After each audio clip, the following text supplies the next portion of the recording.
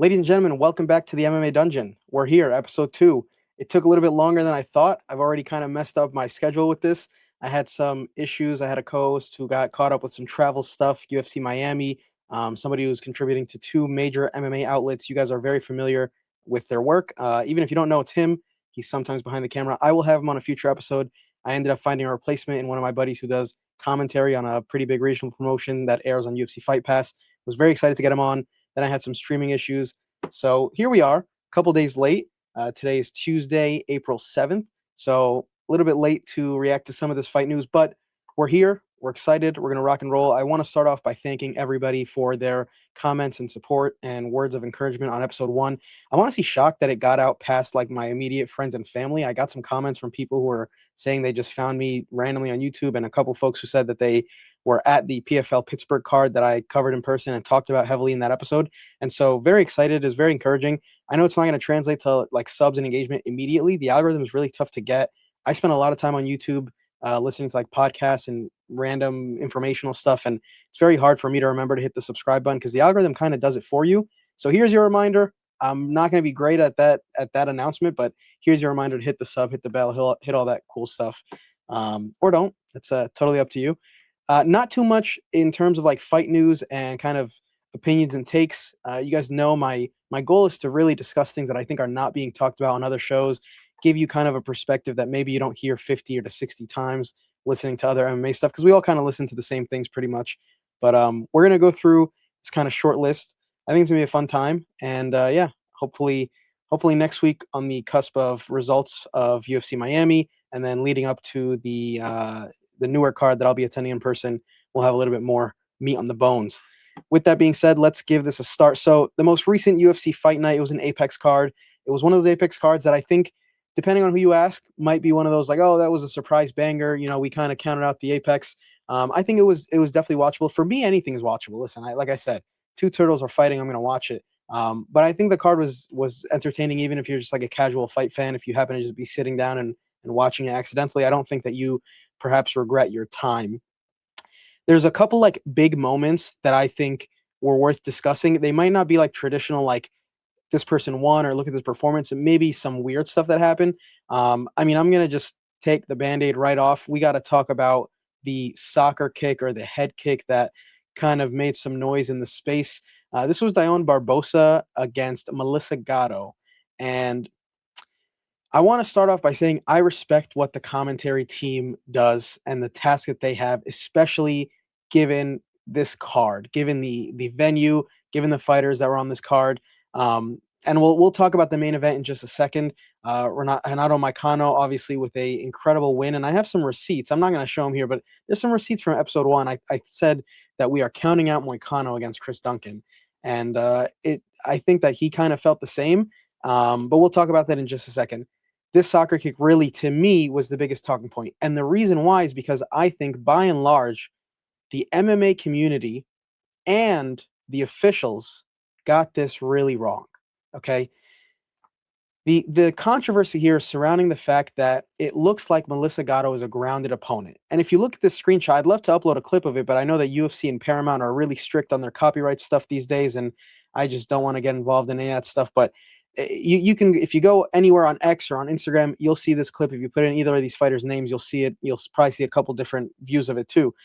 The controversy surrounding the fact that she looks like she's a grounded opponent.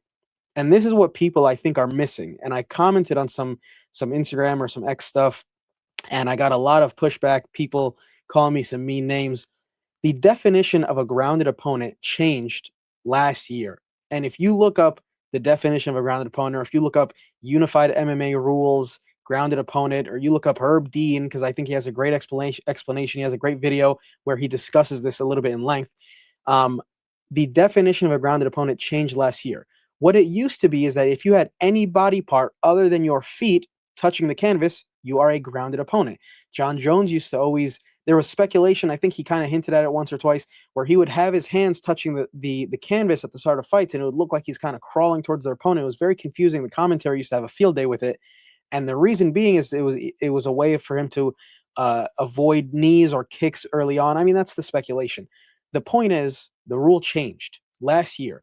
The unified rules of MMA say now that you must have a body part other than your feet or your hands. Must have a third body part touching the canvas. So that's like a back, a butt, a knee, a chest, an elbow. You must have a third body part other than your knee, other than your hands and your feet touching the canvas for you to be considered a grounded opponent. And I thought it was crazy that nobody, like, I feel like nobody remembers that this happened because it was a big deal when it happened. Like, it was a pretty big deal. But if you look at this screenshot, you could see that Gatto's knee is not actually on the canvas. Actually, it looks like even her foot is not really on the canvas. She's lifting. Furthermore, like, that's one thing, right? It's one thing that I don't think she's considered a grounded opponent. The other thing is the kick didn't even land to the head. The kick landed, they said, on the neck when they gathered themselves on the broadcast and kind of realized, like, hey, maybe it wasn't the cleanest of soccer kicks after they pretty much drilled it in that it was a clean soccer kick, which it wasn't. They ended up clarifying that maybe it hit the neck. It hit even beneath the neck. It hit I think it's called the sternum. It hit like this bone, right beneath the neck. So not only did it not land clean, she's not grounded, but somehow referee Chris Tagnone still took a point. He took a point from Barbosa. So I thought this made no sense. This, to me, again, it was a huge, kind of halt in the action, if you want to call it, of the card, where I kind of got into a couple different debates online and some of the MMA group chats that I'm in. I think as time went on, people started to believe, okay, like, she probably wasn't grounded. I think the narrative of, like, the definition changing started to make its rounds. And the obviously the slow-mo and the screenshots showed that it wasn't the cleanest of soccer kicks. But a point was still taken. And it's insane to me. It's insane to me that the officials got this one wrong. I think they got it so incredibly wrong. Like, it's forgivable only because the right fighter still, like, Barbosa, still won. And so you can't really say that the point hurt her. I guess technically it still did, because the narrative will always be there that she committed a foul.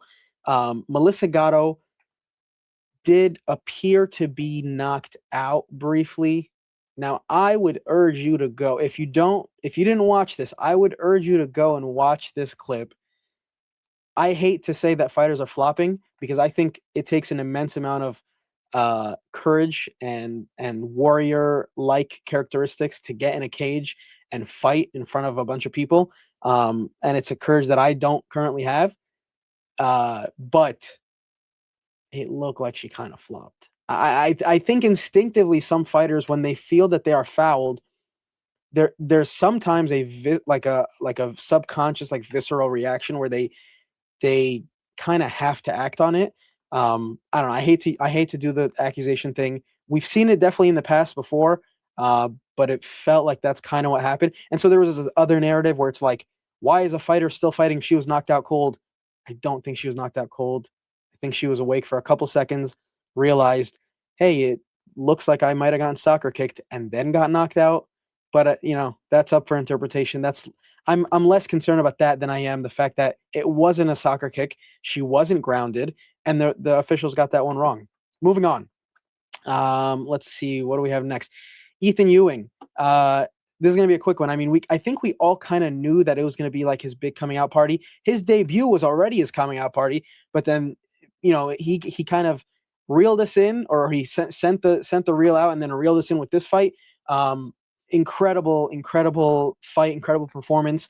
I think Ethan Ewing deserves the credit that another fighter on this card unfortunately was getting, in Tommy McMillan. And again, Tommy McMillan, I think, isn't a bad fighter, and I think we knew that he was gonna beat Manola. I think his last name is pronounced Sakini, but we knew Tommy was gonna win. But for some reason, the promotion seemed to overlook Ethan Ewing, or not overlook him, but they didn't give him the push that I think they could have. And unfortunately, or fortunately to us, he was on the same card as Tommy McMillan, and so we got to really see what it looks like when a promotion backs you, like, heavily. And a part of it, I think, is also just Tommy's really good at promoting himself. But those two fights stood out to me in that Tommy didn't look like a minus 1,300 favorite. I thought he was going to win. He looked like a favorite, but I think he's just super sloppy. I think he gets really excited in the cage, and I think that He has a lot of work to do. Ethan Ewing, on the other hand, I think that I think he's light years above where we think he is, or I think he still has a lot that we haven't even seen that he's already mastered. I mean, this man I think he's a decorated like defending champ in the regional promotions they came with. I know he was a champ at A1 Combat, and I know that a lot of the people who were watching him prior to his UFC debut were pretty hot on him, but man, it was incredible. One thing I love to see, and you might have not noticed this, and if you're one of the people who likes to rewatch fights, I'm definitely one of those people, especially when somebody points something out to me. Go back and listen to his corner. There's very like in rare instances where you can hear the corner say something and immediately the fighter's either acting on it, or in certain ways they show like that they received what was said. They're receptive, and like they're going to act on it the second they get a chance. And Ethan Ewing, it's almost like a video game. I actually interviewed a fighter who was fighting in a regional scene before, and I like did a split screen of his corner saying things and him word by word, like following every one of their instructions and then getting a finish. And it's incredible. It's like a masterpiece when you see this happen. I think Ethan Ewing is one of those fighters. You listen to his corner. I mean, it helps that they're really loud, and it helps that they are very vocal. They talk frequently. They talk often. They have a lot of. It's very straightforward. Like they're not making up a lot of keywords. But go back, listen to his corner, and watch his fight. It's art. It's like watching art. Real quick, I'm going to talk about Moicano again. I know I mentioned receipts, and last episode I made it a point. I feel like I was kind of being gaslit by the MMA world because I were picked Moicano, but very dominant win. It was interesting to see that he seemed almost upset with himself afterwards for accepting a fight against a teammate.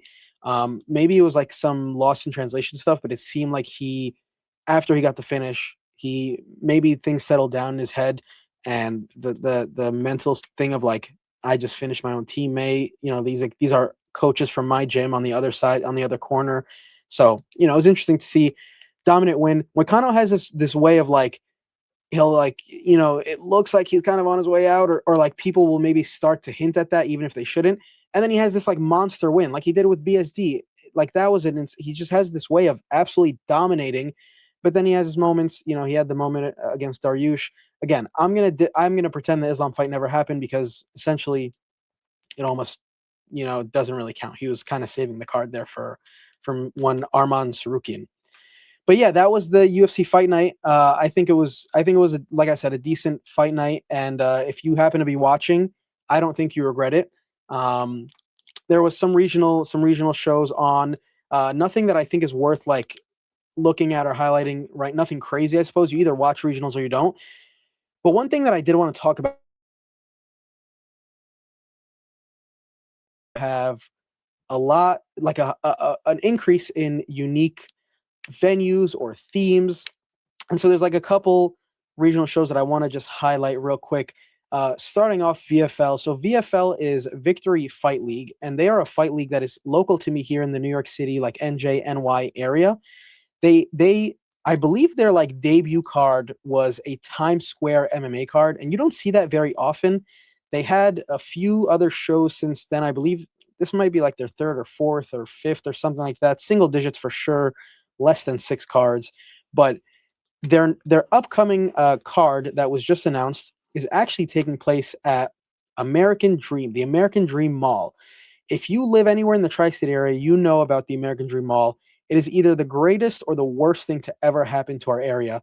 And it's a giant financial blunder, I suppose. It has a pattern of being purchased and sold and purchased and sold and rebuilt. But hey, VFL is gonna be there on May 16th. I thought this was very interesting. This mall seems to have a way of doing like activations or like like PR marketing things that are kind of subliminal. I have a feeling that a lot of the celebrity sightings we see there are like stuff that they're in on. Like I know Cardi B and a lot of like rappers. Like you see a lot of famous people walking through this mall. So I'm interested. I don't think we see too many like fights in malls. I'm a huge fan of when regional promotions do like shows in the middle of like the funniest places. Like it looks like they're in a barn or like in a Buffalo Wild Wings. But yeah, man, VFL going to American Dream Mall. I think I'm going to be there, and so I'm excited to share the experience and let you guys know kind of what that looks like. But if you're in the tri-state area, don't sleep on these interesting venues. We got two more that are all local to me. It's not on purpose; it just coincidentally happened. The other is Critical Combat. And with all these, I have some buddies that are involved, and it's interesting to hear about the challenge that they're facing. So this one, it's not too clear if you look at it, but VFL is hosting a fight card in what I believe is Coney Island. I know that they had some sort of card planned for like a baseball field, Dodger Stadium or something like that, and then or not Dodger, sorry, they it wasn't Yankee Stadium. They had something I think that looked like a baseball field. I don't know if it's the Coney Island one. I'm not familiar if there's a baseball field at Coney Island, but yeah, they have a card coming up on Coney Island. I think that was pretty. I thought that was pretty cool. It looks like it is actually. It's right there on the banner. I'm kind of slow, but yeah, you don't see too many fight cards happening in places like Coney Island. I mean, New York City in general, I think is very tough. New York State, maybe not so much, but New York City, I think it's tougher than average. But I just wanted to highlight that Critical Combat will be having a fight night there. Another interesting one that's going on, Guild Cage. So this is a new promotion. This is going to be their first ever event. For this, I more so wanted to highlight the luxury MMA kind of thing. You know, I've seen that this is, I don't know if it's a pattern, but I've definitely seen another promotion do this like luxury MMA thing where they kind of cater it as like it's almost like a suit and tie type of event. They'll sometimes have other performers, other more like fancy kind of pinky up type of performances, almost like you're going to the opera, but with fights. And so Guild Cage is a new promotion. I think the founder is also like in relation with Black Combat out of the Asian MMA scene. And a buddy of mine is actually on their commentary. So very excited to see how this plays out. Um, and yeah, I mean, just in general, I think the regional MMA space is very exciting these days. MMA has grown so much that like almost every nook and cranny of the country. I mean, I'm going to only talk about the US for now, but almost every nook and cranny has somebody trying to cook up some sort of interesting or cool card. And even if it's not like a weird venue or something like a baseball field or a Times Square or some sort of theme thing like this, I think it's worth checking out regional MMA only because it's super cheap, it's super accessible, it pushes the sport, and it also encourages a lot of these fighters. I think some of these fighters, you know, if it wasn't for regional shows having the popularity that they do and being some sort of way of income for them, you know, not every fighter has the ability to travel and go to these the shows that we all know and love, the UFC Fight Pass promotions. We need these smaller regional shows to happen. And with that being said, I wanted to transition to a little bit of talk about BKFC. BKFC, I think, has the incredible ability to appear both regional and major. And this is something that I spoke to John Martin briefly about at the Pittsburgh at the scrum after PFL Pittsburgh, where because they were in a smaller venue, it felt a little bit more regional. But BKFC really does this well. I wanted to talk a little bit about this and kind of get your guys' take in the comments or the DMs about the road to BKFC and just in general the different channels and avenues that BKFC has taken. It feels like BKFC has 20 to 30 different like auxiliary slash alternate card or titles or fight night variants going on at all times. It's actually quite overwhelming and sometimes hard to keep track of. What I came across was this right here, the road to BKFC. I think they've had a couple different cards. I can't actually find any footage of it. I didn't dig too hard, but I'd be interested to hear if anybody's been there. It looks like they are now doing gloved events. I know that for like amateur bare knuckle fights, you do have to be gloved, and it's almost like they're just practicing the rule set more so than anything. They're not actually practicing the art of fighting bare knuckle, but it was interesting to see that this happened recently. It doesn't get a lot of talk. I mean, I'm sure most of the folks on here don't have like a huge following or platform just yet. But yeah, just in general, road to BKFC was an interesting thing to discover and stumble upon. I haven't been able to find like an event that they'll have anywhere remotely near me anytime soon. I would love to attend it to see kind of what gloved BKFC looks like. Ironically, you guys probably know this if you're watching this. I have a large MMA glove collection, and I somehow have a lot of BKFC gloves. It's ironic because they're the bare knuckle promotion, but just through all the different things they've done, like Ice Wars and the Prospect series, which is another one of their kind of like road to BKFC type of things, I've somehow accumulated a number, like 5 or 6 different variations of bare knuckle fighting championship gloves. Quite the oxymoron, but it was just something that I thought was interesting and worth mentioning in case anybody has experience at one of these events, or if you've never heard of it, maybe a show is coming near you. Last thing on the BKFC front, they are headed to Honolulu, Hawaii. I thought that this was super cool because I keep seeing this like pattern of some of the other major players in the space, right? So I would say like major players would be like UFC, PFL, BKFC, maybe one day Netflix, MVP, MMA, or whatever. Maybe not such regional shows. They're not specific to a specific region. Uh, that was very repetitive, but like 559 Fights is a regional show. CFFC, they have their every once in a while they'll go on the road, but they are pretty regional to the Jersey, Philly, area. I think BKFC is doing an incredible job with like tapping into these new markets. I know they do a lot of different European locations, but headed to Hawaii, especially after I think a pretty decent campaign from Max Holloway in his last couple fights for UFC to head to Hawaii, which I don't think they've ever been there. I might be wrong, so don't quote me on it, but I don't think they've ever been there, especially not while I've been following. But yeah, BKFC's headed to Honolulu, and I thought that was a huge win and a feat that I wanted to give them their kudos. So I'll be tuning in. Not too much to say about the fights. I looked through the card. I'm extremely excited about seeing Felony Charles Felony. I think Charles Bennett Felony is his name or nickname is Felony, but he's this amazing character who has like tons of fights with every promotion dating back to like Pride, King of the Cage. So if you're not familiar, yeah, feel free to tune into BKFC Honolulu, April 11th. I think in future episodes, what I might do is give you guys like a rundown of all the different fight events. I make these reels and shorts, and they're usually pretty helpful to people. But yeah, BKFC Honolulu, April 11th. So that's coming up in just 4 days. Last thing, a second to last topic I wanted to discuss briefly was the Netflix MVP MMA card and kind of give my take on things here. Main and co-main, I mean, those have been talked about, or the triple main event. It looks like they're kind of posing all three of these as main events: the Diaz versus Perry, Rousey versus Carano, and Ngannou versus Lins.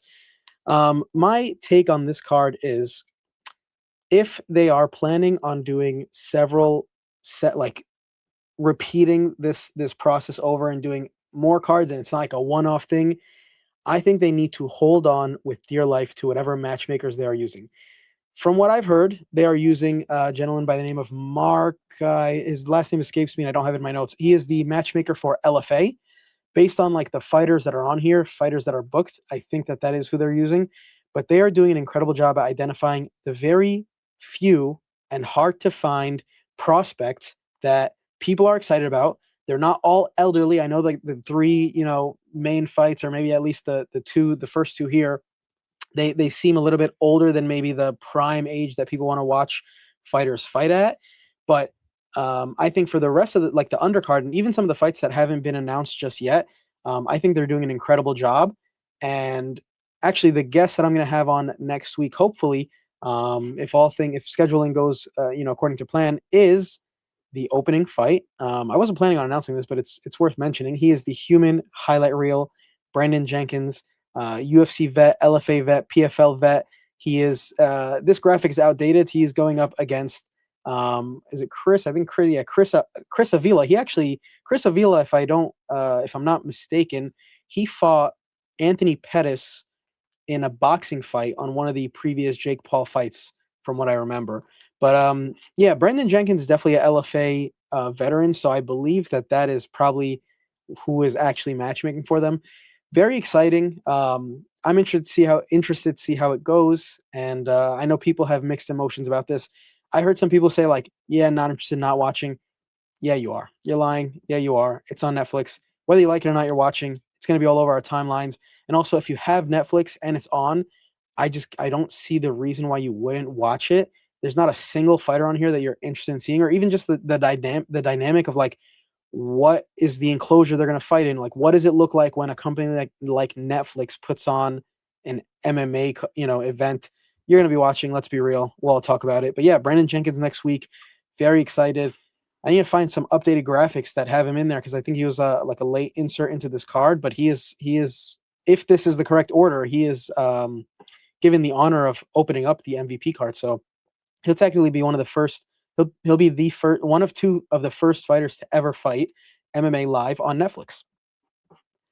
All right, last but not least, let's wrap it up here with some talk about this upcoming UFC pay-per-view, UFC 327, taking place in Miami, Florida, headlined by Yuri Prochazka versus Carlos Ulberg. There was a little bit of a change here recently, and I think they announced it shortly after. Actually, I think it was never really announced on a broadcast. It just kind of came out on socials. But the co-main event, which was Joshua Van versus Tatsuro Taira, the flyweight, Joshua Van being the flyweight champion, has been pushed about 3 weeks to UFC 328, taking place in my backyard of Newark, New Jersey. So I'm excited to have that card, that fight on that card. But let's talk very briefly about UFC 327, the people's main event, my main event. If you know me, if you're a friend of mine, you know Azamat Mirzakhanov. I'm very high on this fighter. I think that he is the next big thing. I think given his personality and given kind of his humble and quiet demeanor, he hasn't done himself too many favors in terms of promotion and building a character, but he has silently built his way up to, now being the co-main event of this card. But other than that, I think sixth or fifth ranked light heavyweight in the world, undefeated, 16-0, 13 finishes. Of those 13, 12 knockouts, one submission. I mean, he's the perfect formula for like an exciting, cool, funny champion, similar to, and listen, don't hate on me. All right. Watch how it plays out. Similar to Alex Pereira. All right. And I point the similarities out because he's kind of that like quiet, mellow, English is not his first language. I believe he does like speak and understand it a bit, but listen, you put him next to Coach Murat, who is the head coach of K Dojo Warriors here in New Jersey. That's the gym that Azamat fights out of. You put him next to Coach Murat to interpret, and listen, the sky's the limit. He's hilarious on his socials, hilarious when you sit down and talk to him. Every interview I've seen of him, he, again, very humble and mellow guy. I love fighters who are super down to earth like that. There's a lot of fighters who would be boasting their credentials, boasting kind of their record, their undefeatedness, and talking a lot of smack. He does it a little bit on socials, or his team does it on socials, but by and large, very humble guy. Co-main event. And let me pose this question to you. You go out and look at his resume and tell me, does he not fight for the belt after this win? Does Azamat Mirzakhanov not fight for the belt if he knocks out Paulo Costa? I mean, it's one thing like if there was a lot of contenders that he hasn't fought, but who is really left that makes sense for the belt next? Like I think he takes on the winner of Prochazka versus Ulberg. And I think the only other people like in this space, him being ranked number 6, the only other players up there are like Khalil, who's coming off a loss, Jamal Hill, who's coming actually, I think Khalil's coming off a loss, I believe. Yeah, he lost to Yuri most recently. Jamal Hill, who I believe is also maybe coming off a loss. Yeah, I think he's coming off a loss. I mean, listen, I don't know who is it if it's not him. If it's not Yuri and Ulberg, who fights next? And who's deserving? It's not even like a pity invitation. 16-0, 13 stoppages, undefeated, ranked number 6. And this is assuming he can take out Paulo Costa. And I don't think Paulo Costa is like an easy win, by the way. I think Paulo Costa, he's kind of like Moicano, where like if he's on, he's on. If it's his day, he's the greatest in the world. But he also has some nights where it's not his night, So we shall see. I'm excited for that fight. The rest of the fights are pretty interesting. The card is stacked. People are saying it's the most stacked card of the year. I think that the newer card is kind of writing itself to be a little bit more stacked. That's the one headlined by Khamzat Chimaev versus Sean Strickland, and now with the co-main of Joshua Van versus Tatsuro Taira. I think the newer card is a little bit more stacked than this, but we shall see. Let me know your thoughts on just in general the card, and like I said, that question I posed about Azamat Mirzakhanov, what's next for him? I think title shot. If not, I mean, give him whoever's left. Give him who's left in that top 5 alongside him. I don't know, I mean, I think Ankalaev is there, but I don't know what his turnaround looks like. He's obviously coming off a loss, obviously, being that he just lost the belt, and that's the reason he lost the belt to Alex Pereira, and now there's a vacant belt, being contested. But very excited for the card, and very excited to talk about the results, in the next episode. And also a reminder, we will have our guest Brandon Jenkins on as well, the fighter that is going to be opening up the Netflix MMA card. So that's everything for me, folks. Yeah, pretty slow week in terms of news and notes and stuff like that. Thank you all for being here with me for this short episode number 2. I cannot wait to see you guys for the next 1,000 episodes. But stay blessed, be easy, take care, and I'll see you guys next time.